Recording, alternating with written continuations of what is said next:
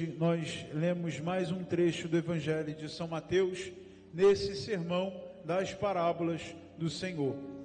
Ao todo, se eu não me engano, são 7 parábolas. Na semana passada nós vimos a primeira parábola, que é a parábola do semeador, e hoje nós vemos mais 3 parábolas, que são bem conhecidas de todos nós.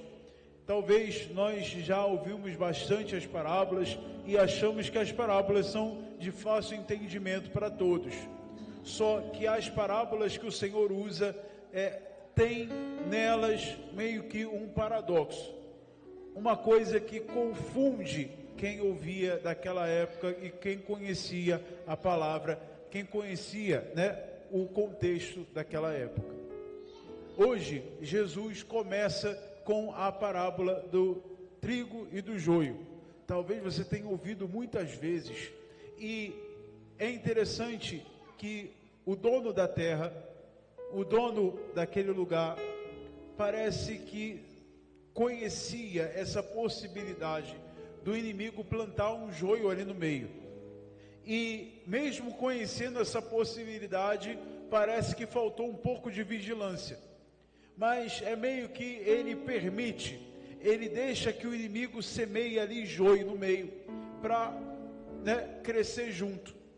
E aí, os seus empregados meio que alvoroçados, vamos arrancar logo, resolver logo isso, e aí a gente joga fora o joio logo, e o dono diz, calma, vamos esperar até que cresça. Quando nós ouvimos essa palavra, queridos irmãos e irmãs, nossa primeira intenção e nosso primeiro pensamento é jogar a condição de joio para o outro, aquele que me perturba, dia e noite, aquela pessoa que me atazana. Mas nós temos muito de joio aqui dentro também no nosso coração. Muitas vezes nasce joio aqui dentro, e esse joio atrapalha bastante. Não é só de trigo que está o nosso coração, mas muitas vezes está preenchido de joio. Mas o Senhor, Ele é paciente e sabe o momento certo em que colhe as coisas e que pode dividir o que é joio e o que é trigo. Ele que é o sábio, Ele quem é o Senhor, e é Ele quem governa as coisas. Se fosse nós a resolver o negócio, a gente falava logo para Jesus, olha, vamos separar logo o joio do trigo, quem dá, quem não dá, joga fora logo, vamos resolver logo essa situação. Mas não, Jesus, Ele é paciente, Ele espera o tempo certo, porque corre o risco da gente jogar fora o trigo, e jogar fora o trigo, o Senhor não aceita. Por menor que seja um trigo, ele deve ser aproveitado, ele deve ser cultivado. O Senhor não admite perder nenhum sequer do seu trigo, mas deixa que cresça junto, para que no final dos tempos ele recolha e jogue fora. Queridos irmãos e irmãs, não cabe a nós fazermos juízo de joio o trigo. Não cabe a nós separar quem é joio e quem é trigo. Cabe ao Senhor, porque Ele conhece perfeitamente o futuro, Ele conhece perfeitamente o passado, e Ele conhece perfeitamente o hoje, coisa que a gente não conhece.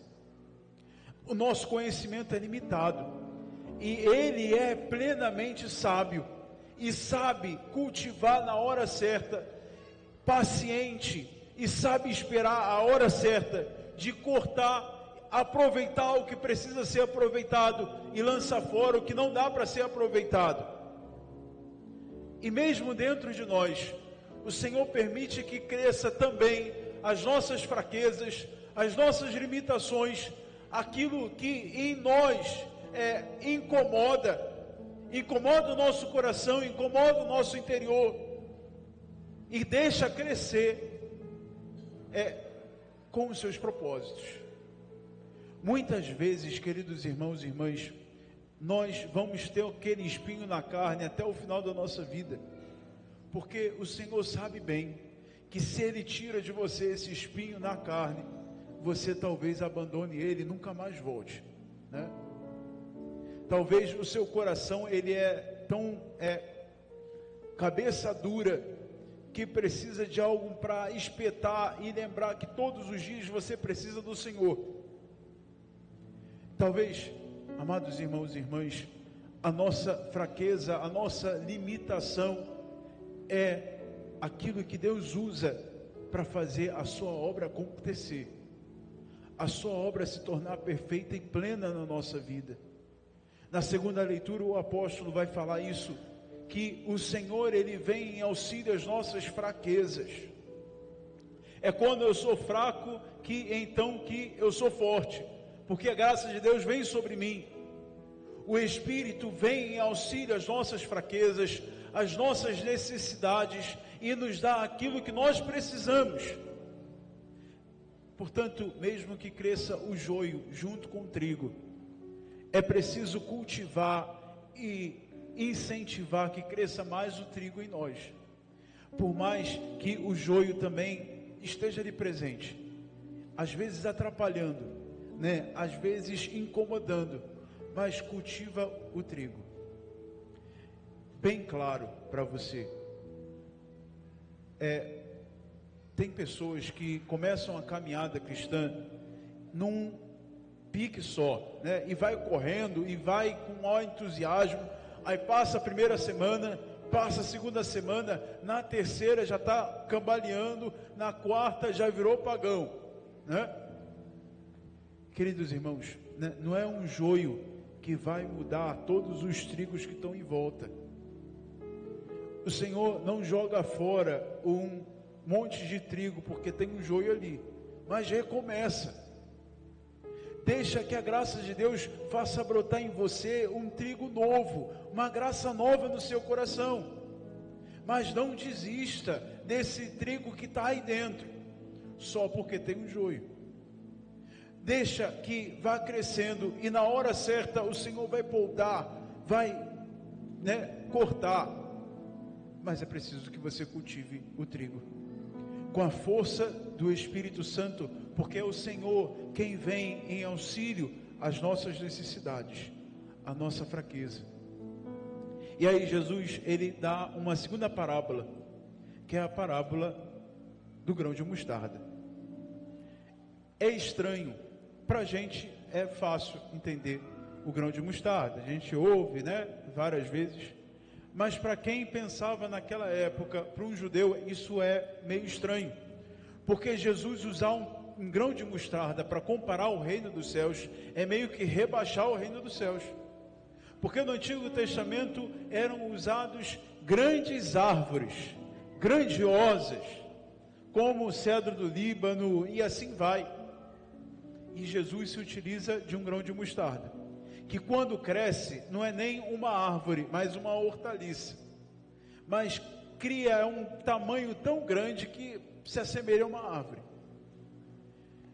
Queridos irmãos, até aquelas coisas pequenas que nós temos, que nós carregamos em nós, Deus se utiliza para aquecer o reino dos céus no nosso coração.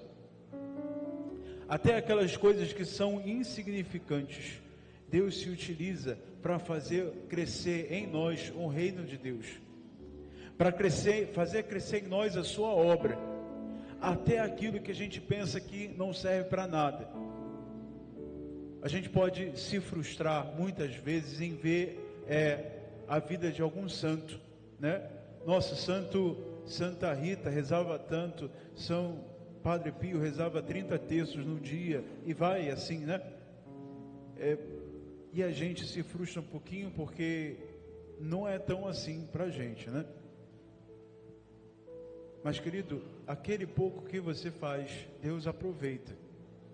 Não é porque você vai fazer pouco que você vai jogar fora esse pouco, mas até esse pouco Deus vai aproveitar. Eu não estou falando para você parar no pouco, mas até isso Deus vai aproveitar e fazer crescer. E parece que o reino dos céus não não se apresenta como essa coisa grande e né, exuberante, mas começa no pequeno. Olha aqui para o Padre, por favor. Começa nas pequenas coisas, começa nos detalhes da vida. Queridos irmãos, quando nós estamos vivendo em Deus e permitindo que o Espírito Santo faça obra no nosso coração, os pequenos detalhes da nossa vida, as pequenas coisas feitas em Deus e com amor, com entrega, fazem diferença. Fazem diferença. E a segunda leitura vai falar que o Espírito vem em favor e intercede por nós, aquilo que nós não sabemos e conhecemos, com gemidos inefáveis. Gemido inefável é aquilo que talvez a gente não conheça, não sabe decifrar, mas o Espírito Santo se utiliza. Com gemidos inefáveis ele fala no nosso coração. Com gemidos inefáveis ele fala aqui dentro. Gemido inefável talvez seja aquilo que a gente não consegue compreender, aquele choro que está aqui dentro que a gente não consegue soltar, aquele grito que a gente não consegue dar, aquela oração que a gente não consegue expressar. Isso tudo também é gemido inefável.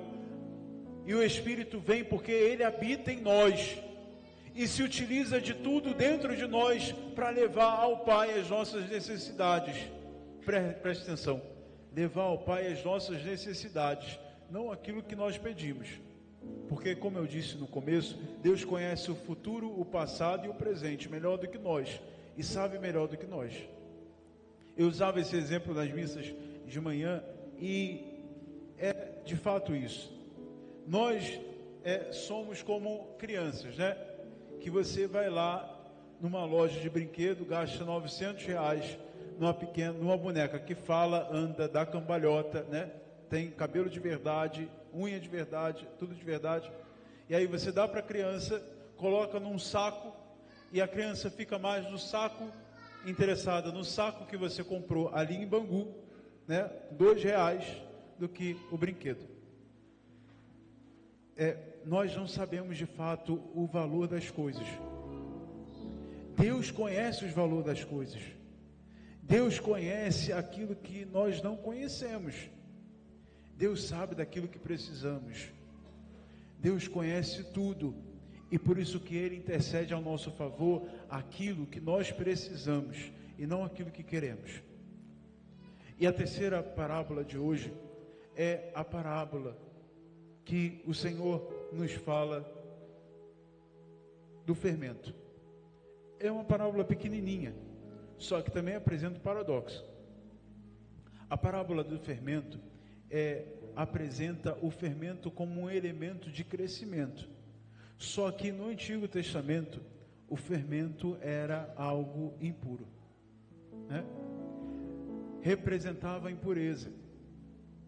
No Antigo Testamento, era proibido colocar fermento no pão que seria oferecido. O nosso pão é sem fermento, né? Por isso que ele é pequenininho assim.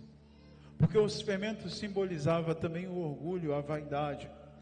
Lembrava do Egito. Mas Deus se utiliza disso. Jesus se utiliza desse elemento para mostrar que o reino dos céus, ele cresce de dentro para fora. E como a gente não consegue compreender e entender, e quando vai ver já está grande, né? É como quando você vai fazer aquela massa, né, de pizza. Minha mãe está aqui, ela faz essas coisas, né? E aí coloca lá no pote, e aí você deixa lá, daqui a pouco está grande a beça, está saindo para fora, né, do pote, né? Desculpa a redundância, mas saindo, né, para fora do pote. É dessa forma. A gente não conhece, quando vai ver, já está grande, crescendo em nós. Essa é a obra do Espírito Santo.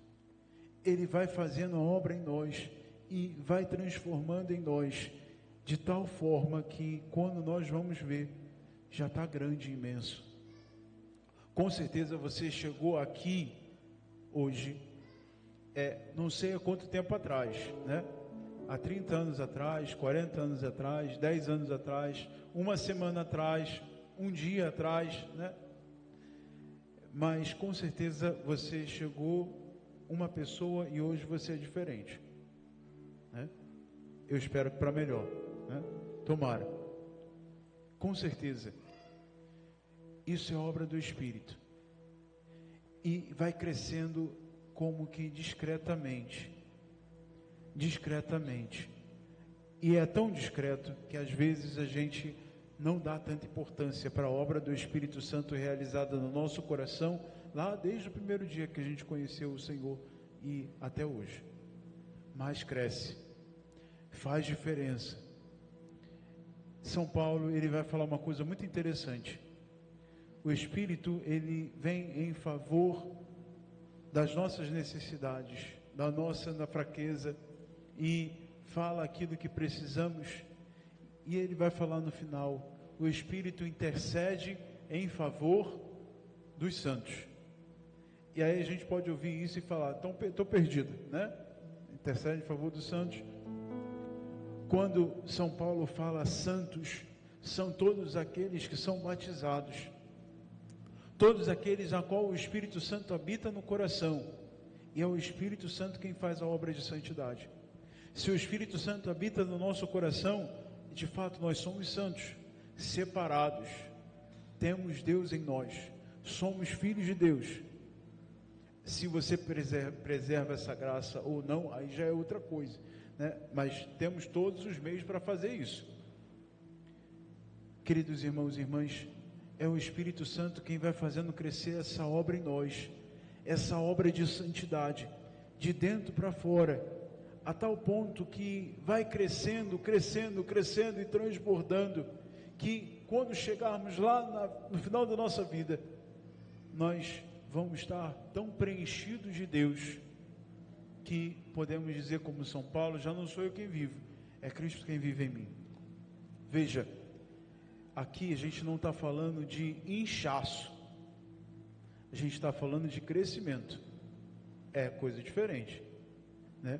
Ninguém olha um dedo inchado e fala, você está com uma saúde que dá inveja, né? Com esse inchaço aí, ninguém fala isso. Mas crescimento é diferente de inchaço.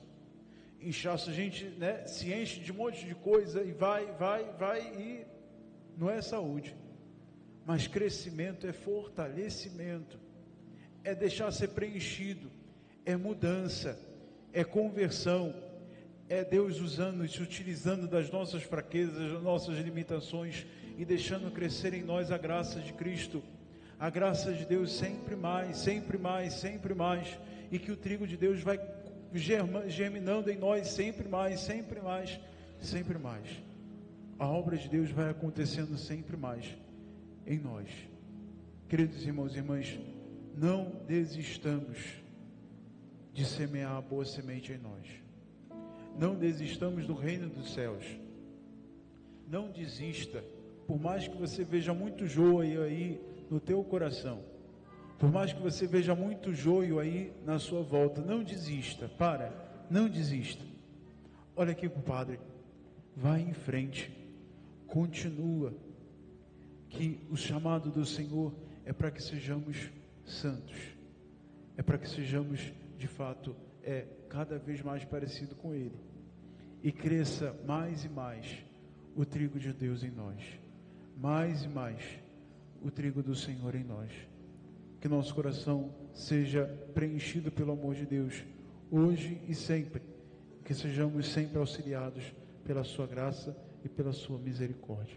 Em nome do Pai, do Filho e do Espírito Santo.